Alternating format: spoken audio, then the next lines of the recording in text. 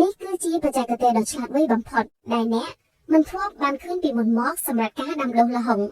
នៅពេលដែលពួកគេដាំកូនល្ហុងពួកគេមិនឲ្យវាដុះត្រង់ឡើងលើទេប៉ុន្តែបែរជាបណ្ដោយឲ្យកូនល្ហុងដេកហើយទុកឲ្យដើមលូតលាស់ផ្ដេកទៅវិញបង្កើនទិន្នផលនិងរសជាតិតាមរបៀបនេះល្ហុងដែលដាំមិនត្រឹមតែបង្កើនទិន្នផលទ្វេដងប៉ុណ្ណោះទេថែមទាំងមានរសជាតិផ្អែមជាងទៀតផងងាយស្រួលប្រមូលផលក្នុងពេលជាមួយគ្នានេះដែរវាក៏ធ្វើឲ្យការបេះផ្លែមានភាពងាយស្រួលនិងមានសុវត្ថិភាពផងដែរការគ្រប់គ្រងឫសនិងស្លឹកការដាំដុះក្នុងរណ្ដៅជ្រៅ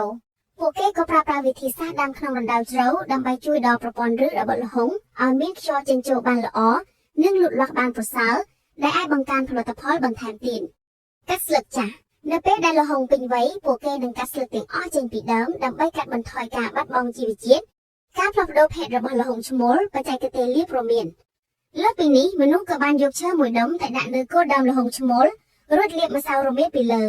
លទ្ធផលវិធីសាស្ត្រនេះត្រូវបានគេជឿថាអាចធ្វើឲ្យផ្កាឈ្មោលក្លាយទៅជាផ្កាញីហើយធ្វើឲ្យដើមល្ហុងនោះអាចបង្កើតផ្លែបានសូមអរគុណសម្រាប់ការទស្សនាចុច like និង share ដើម្បីទទួលបានវីដេអូជាច្រើនទៀត